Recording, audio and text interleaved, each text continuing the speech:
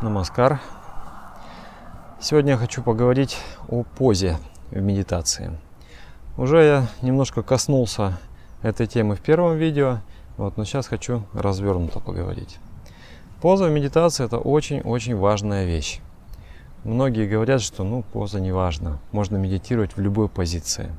Медитировать-то, конечно, можно в любой позиции, но какое будет качество медитации, очень сильно зависит от позы. И самое главное, что нужно в позе соблюсти, это чтобы ваш позвоночник был прямой. От копчика до вот этой точки идет магистраль внутри тела. Она в йоге называется сушумна нади, или центральный канал, по которому движется жизненная сила. Если вы сгибаете позвоночник, то концентрация мгновенно ухудшается. И как только вы достигаете идеальной позиции, сразу концентрация почти автоматически достигается. Я, когда начал медитировать, конечно, мое тело не позволяло мне сидеть в позе лотоса. Но когда в итоге я эту позу освоил, и стало мне комфортно, я закрыл глаза и начал медитировать, и я обнаружил, что концентрация фактически автоматически достигается. То есть не нужно какого-то сверхусилия делать. Очень-очень хорошая глубокая концентрация. Поза лотоса. Некоторые люди, есть система духовных практик, где люди просто сидят в позе лотоса, смотрят на кончик своего носа и все. Больше ничего не делают. И это очищает разум. Но мы хотим больше делать, мы не удовлетворены этой техникой, нам нужно больше, но тем не менее. То есть поза сама обладает огромным значением. У меня такой интересный тоже опыт из сферы ораторского искусства.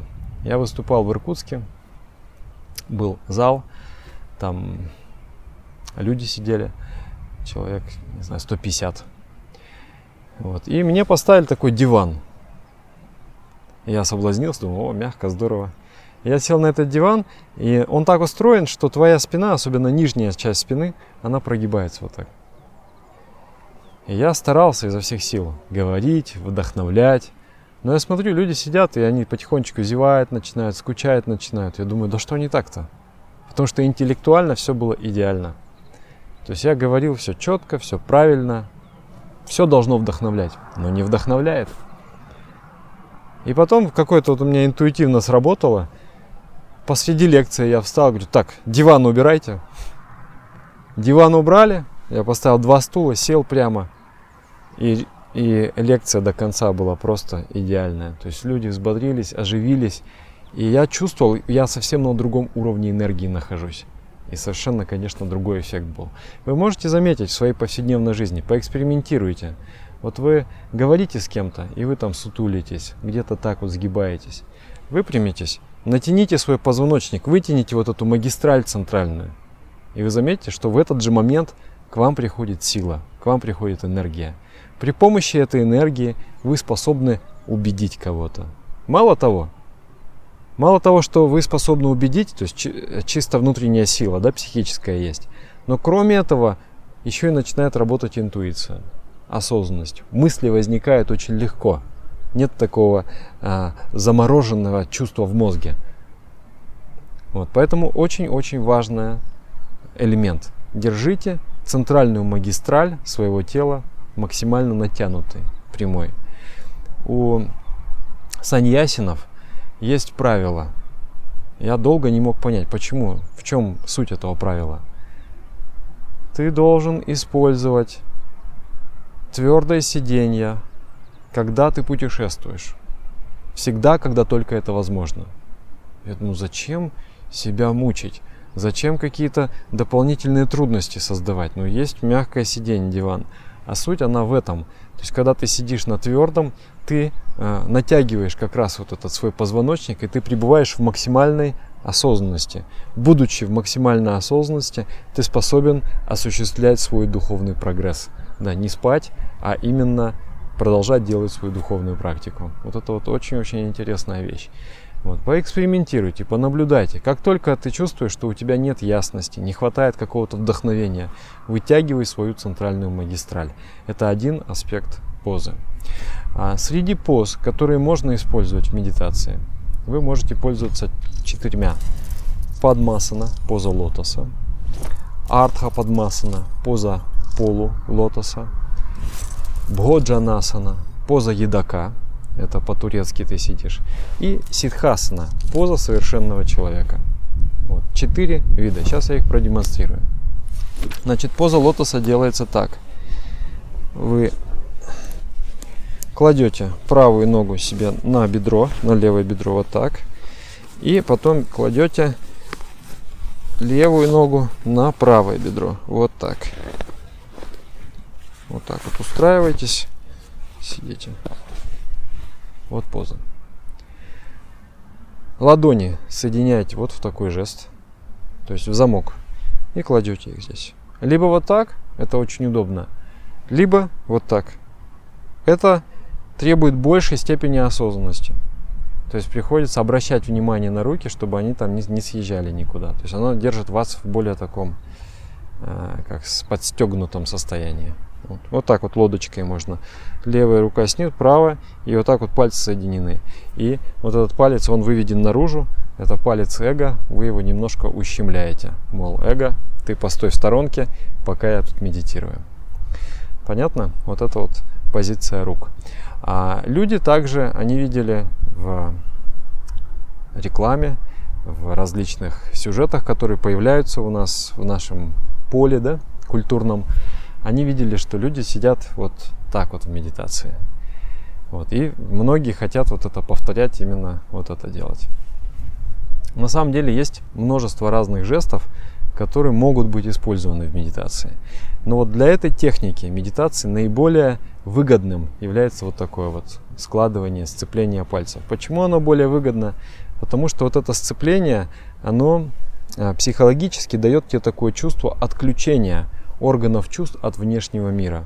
Когда органы чувств от внешнего мира отключаются, в йоговских терминах это называется пратьяхара, тогда ты способен пойти внутрь и открыть там целую огромную вселенную. Когда же твои органы не закрыты, тогда ты хочешь идти наружу и продолжать не медитировать, но взаимодействовать с внешним миром. Вот, поэтому вот в этом уроке медитации наиболее выгодно держать так. Существуют другие уроки медитации, они называются дхьяна. Это такие продвинутые формы медитации, очень специфические, очень особенная там техника присутствует. И в них, да, в них выгодно держать руки вот таким образом. И там, там другой подход. То есть другая используется психологический процесс, который есть в уме. То есть там наоборот тебе нужно открыть свои индрии, да, и использовать энергию твоих чувственных органов для медитации. Вот. А здесь наоборот ты внутренние органы отключаешь. Поэтому вот эта вот позиция. Теперь то же самое с языком. Язык складывается пополам. Как можно дальше ты его так вот закрываешь. И нижняя часть языка к твердому небу. Я запишу отдельное видео, посвященное исключительно вот этому жесту. Называется кичари мудра. Вот. Сам этот жест, он может тебя в космос отправить, когда ты его держишь. Но он помогает тебе тоже отключить внимание от внешнего мира. Потом глаза закрыты, плечи максимально расслаблены, лицо, все, морщины, все максимально расслаблено. Пусть все у тебя расслабляется, твоя естественная красота просыпается, твое естественное сияние. Чувствую, вот в медитации очень важный этот момент. То есть, с одной стороны, тебе нужно научиться хорошо расслабляться. Какая-то часть внутри твоего ума, она интенсивно трудится. Осознанность твоя и воля. Но при этом твои мышцы, твои глаза, твои мысли, все это расслаблено. Поэтому учитесь. На теле тоже можно заметить, твой ум в расслаблении или нет. Да, то есть, когда у тебя лицо такое, оно съеженное, да, это значит, что присутствует какой-то стресс на ментальном уровне тоже. И за счет вот этой биологической обратной связи, расслабляя свое тело, расслабляя там свои морщинки, расслабляя свои глаза, расслабляя свои веки, ты будешь чувствовать, как разум тоже начинает расслабляться. Дыхание используя там. Делая так, что твое дыхание замирает. Все вот это расслабляется. Я в следующем видео тоже про дыхание поговорю. Тоже очень-очень важная тема. При помощи дыхания огромные огромную роль играет в достижении концентрации. Итак, вот это поза лотоса. Правую ногу кладу дулом на левое бедро, левую ногу кладу сверху на правое бедро. Вот, руки вот так замыкаю и сижу с прямой спиной, с закрытыми глазами. Самая идеальная поза для медитации. Если мои колени, если мои вот эти вот суставы, они недостаточно размяты, если мои голеностопные суставы недостаточно размяты, недостаточно растянуты, тогда практически невозможно в этой позе сидеть. Поэтому сидим в какой позе? В позе полулотоса. Полулотос это вот так. То есть одна нога лежит внизу под этой ногой и вторая вот так вот сверху. Здесь чуть-чуть другая конструкция тела. И здесь вы найдете, что в первые разы, когда вы садитесь в эту позу, у вас нога вот так вот висит.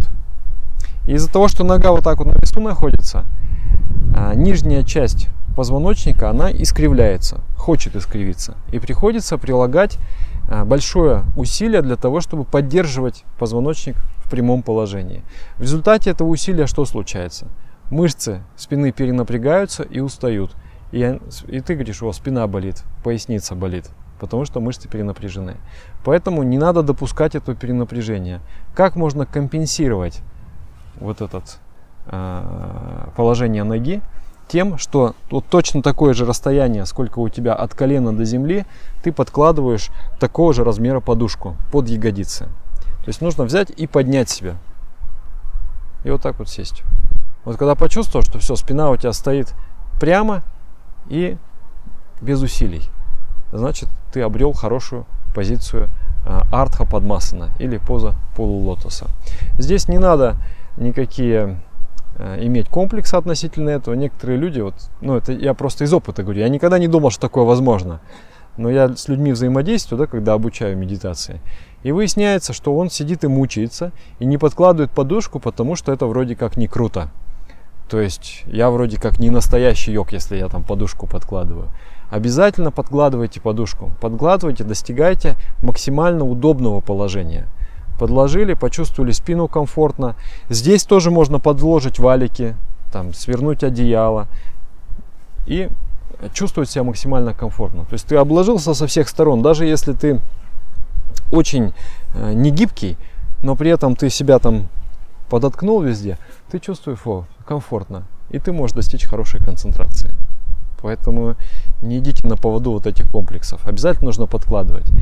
И постепенно, то есть месяцок помедитировал вот так, начинаешь вытаскивать. Потихонечку, потихонечку. И потом садишься, и уже ты без подушки сидишь так, что твоя нога касается пола. Отдельные тоже у нас будут видео с преподавателями йоги. Они будут показывать разминки, при помощи которых можно хорошо овладеть. Я в этом видео тоже покажу небольшую разминку. Вот это вот второй вариант. Вот это второй вариант, он почти идеальный. Почти идеальный. Иной раз, когда я устаю сидеть в позе лотоса, я перехожу в этот вариант. И разница, она, процентов на 30 есть, но очень неплохо, очень хорошо в этой позиции медитировать. Третий вариант называется бходжанасана. То есть, когда очень-очень сильно негибкие ноги, тогда ты садишься в боджанасану. Боджанасана поза едока или по-турецки. Вот таким образом. Одна стопа у тебя лежит под одним коленом и создает устойчивость. Вторая стопа под другим коленом. Вот так. То есть я куда бы ни наклонился, у меня есть устойчивость. Вот так. И также можно подкладывать под ягодицы подушку. И вот сидишь.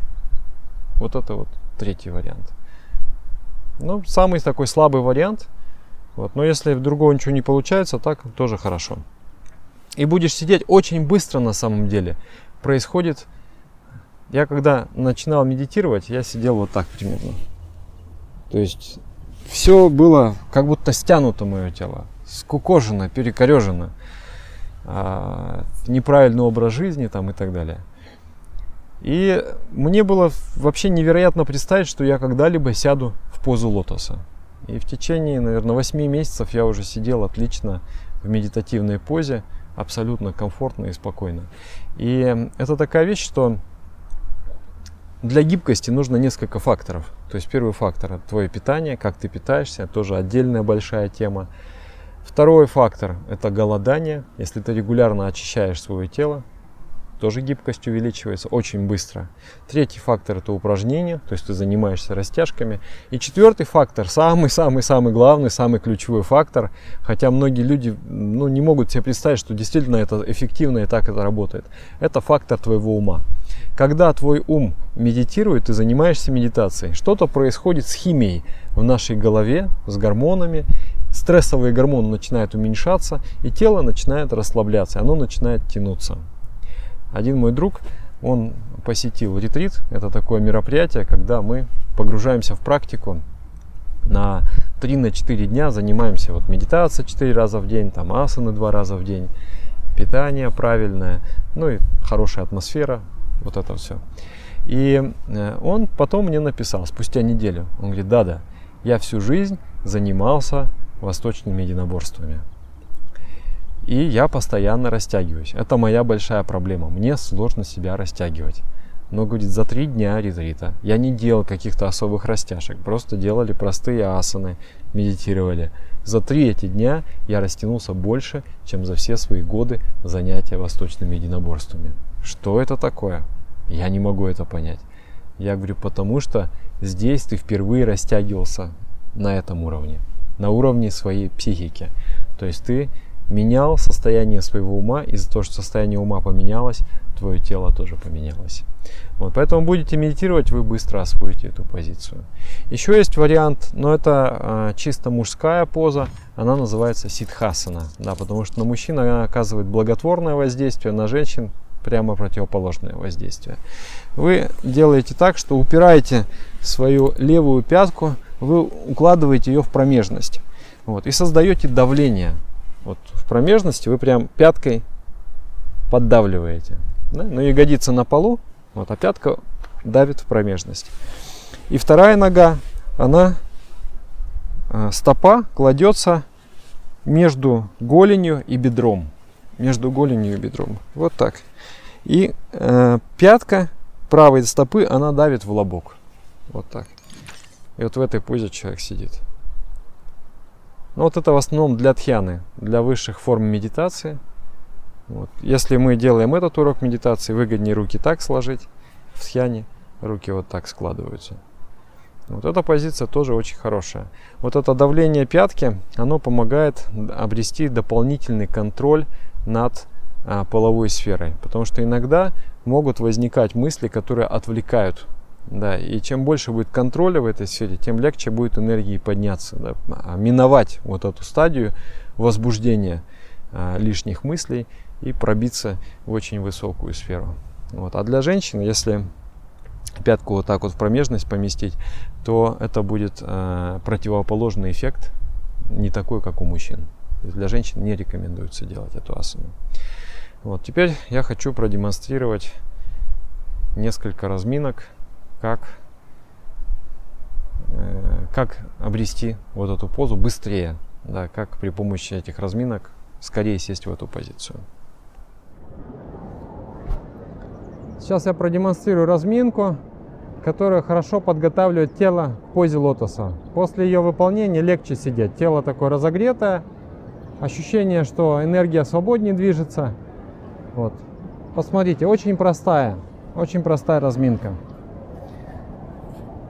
Одна нога вперед, вторую ногу я кладу на бедро. И аккуратненько начинаю ее придавливать к полу. Обращайте внимание на то, что вам тело говорит. Если есть боль, дошли, чуть-чуть подержали, еще миллиметр продвинули и обратно. Уважайте свое тело. Если делать бездумно, не прислушиваться к телу, можно повредить запросто. Поэтому аккуратненько, очень-очень аккуратно придавливайте к полу. Таких 20, 30, 40, 50, сколько вам нравится. Потом следующее я называю ружье и газонокосилка. Ружье, я целюсь туда и стреляю. Нога моя это ружье. Я ее ставлю параллельно этой ноге и целюсь сюда и оттягиваю максимально. Оттягиваю, оттягиваю, чувствую растяжение в области бедра. Вот, стараюсь туда целиться. Вот так. А потом выставляю газонокосилку. 5 сантиметров травы оставлю, остальное скошу. Тох-тох-тох-тох-тох-тох-тох-тох-тох-тох. Тох-тох-тох-тох. Все, докосил. И вот так вот. Ружье.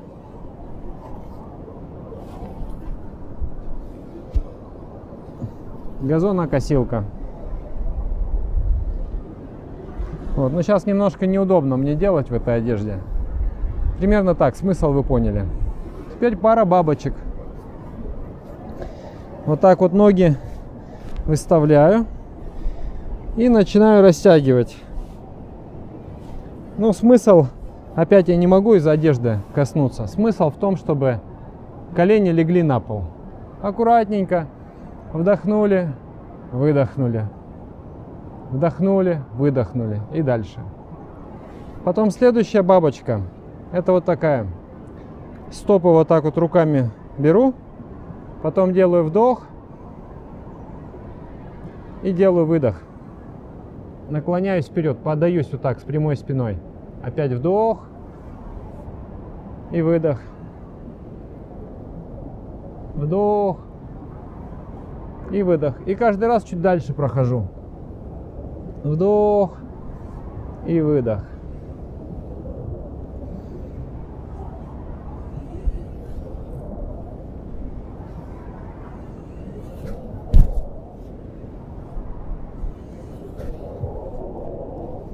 До тех пор, пока не дотянусь до пола. Следующее.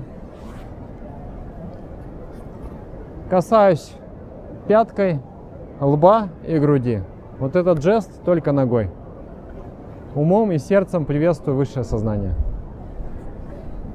Касаюсь умом и сердцем. Умом и сердцем. Умом и сердцем. Потом следующее.